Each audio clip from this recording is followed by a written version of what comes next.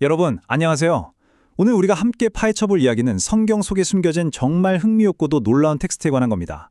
얼핏 현대인들의 눈으로 보면 아니 남의 결혼식에서 어떻게 저런 최악의 축사를 할 수 있지? 싶을 만큼 스캔들로 가득한 본문이거든요. 그런데 이게 사실은 엄청난 은혜를 담고 있는 이야기로 뒤바뀌게 됩니다. 그 기막힌 역설의 현장으로 지금부터 함께 들어가 보시죠. 자, 상상력을 좀 발휘해 볼까요?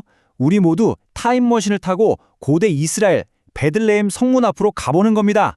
마침 보아스와 룻이 결혼을 앞두고 있고 그 지역의 원로 장로들이 하객들 앞에서 축복의 말을 건네고 있는데요. 과연 이들의 축사는 분위기 파악을 전혀 못한 끔찍한 말실수였을까요? 이 의문을 품고 첫 번째 주제, 이 당혹스러운 결혼 축복부터 짚어보겠습니다. 솔직히 우리 시대의 감각으로 룻기 사정에 나오는 이 장로들의 축복을 들으면 진짜 헉소리가 날 정도로 당황스럽거든요. 한번 생각해 보세요. 여러분이 막 새 출발을 다짐하며 결혼식을 올리는데 축하하러 온 동네 어르신들이 갑자기 가문의 가장 부끄럽고 논란이 많은 흑역사를 대놓고 꺼내는 겁니다. 바로 시아버지인 유다와 며느리 다말 사이에서 아이가 태어났던 그 창세기 38장의 충격적인 사건 말이죠. 도대체 좋은 날에 굳이 이런 부끄러운 과거를 들추는 이유가 뭘까요?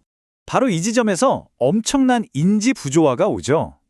요즘 사람들의 생각으로는 남의 아픈 가족사를 들추는 굉장히 무례한 농담이나 조롱처럼 들릴 수밖에 없잖아요. 하지만 놀랍게도 개혁주의 청교도 관점에서 보면 이 해석이 완전히 180도 달라집니다. 이건 결코 조롱이 아니라 인간의 수치를 덮으시고 주권적으로 역사를 이끌어 가시는 하나님의 섭리를 찬양하는 당대 최고의 장엄한 신앙 고백이었습니다. 자, 이 미스터리를 풀기 위해 두 번째 주제인 가문의 회복과 정통성으로 넘어가 볼까요? 이걸 제대로 이해하려면 일단 우리 현대인의 렌즈를 빼고 고대 이스라엘 사회가 가문의 회복을 어떻게 바라보았는지 그들의 시선으로 봐야 해요. 여기서 가장 핵심이 되는 키워드가 바로 고엘이라는 제도입니다. 다말도 그렇고 룻도 그렇고 둘 다 남편을 일찍 잃고 가문이 역사 속에서 흔적도 없이 사라질 뻔한 멸문 위기의 과부들이었잖아요. 그런데 이 끊어질 뻔한 가문의 대를 극적으로 살려는 제도가 바로 이 고엘이었습니다. 그러니까 장로들은 그저 옛날의 도덕적 추문을 까발리려던가 아니라 벼랑 끝에서 가문을 살려낸 이 은혜로운 회복의 역사, 그 자체에 포커스를 맞춘 겁니다. 이게 역사적으로 어떻게 흘러가는지 보면 더 기가 막힙니다. 다말을 통해 태어난 아들 베레스는 단순히 부끄러운 과거의 흔적이 아니었어요. 베레스는 유다 지파의 실질적인 조상이자 베들레헴 유력 가문들의 튼튼한 뿌리가 되었습니다. 그리고 보아스 역시 바로 이 베레스의 직계 후손이었죠. 결국 장로들의 이 언급은 보아스가 가진 가문의 정통성을 확실하게 인정해주고 뼈대 있는 가문임을 만천하에 선포해주는 그야말로 최고의 덕당이었던 셈입니다. 자, 이쯤에서 세 번째 파트, 수치를 덮는 역설적 은혜를 살펴볼 차례인데요. 이게 정말 소름 돋는 핵심 포인트거든요.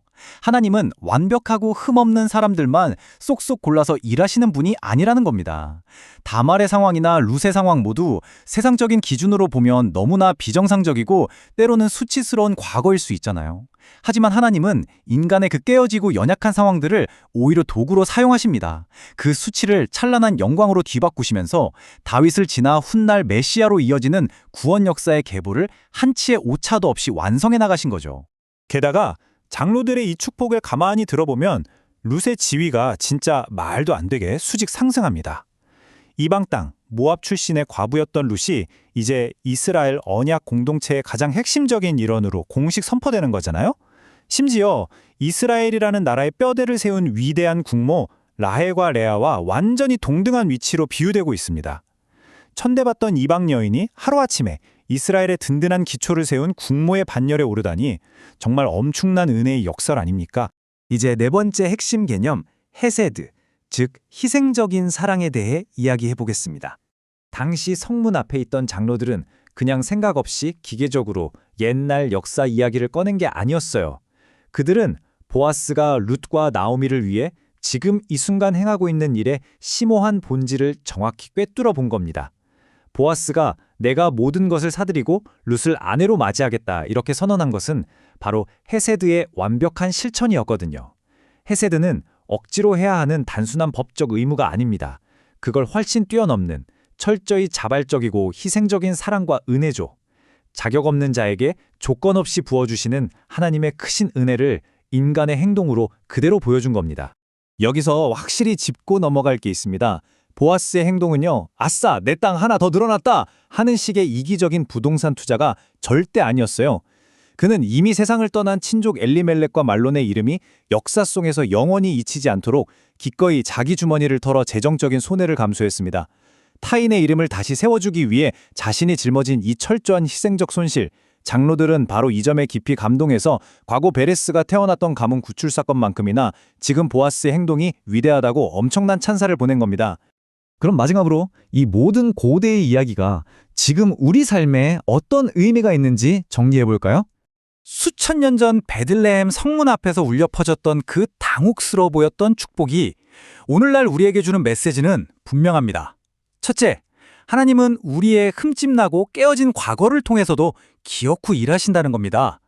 우리의 치명적인 실수나 아픔조차 그분 손에 붙들리면 얼마든지 축복의 통로로 쓰일 수 있죠.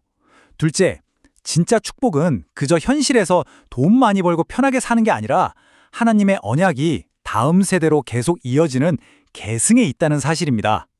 그리고 마지막으로 우리는 수없이 흔들리고 흠쩍투성이인 인간의 역사 한가운데서도 자기 백성을 끝까지 책임지시는 하나님의 섬세한 주권과 섭리를 온전히 신뢰해야 한다는 겁니다.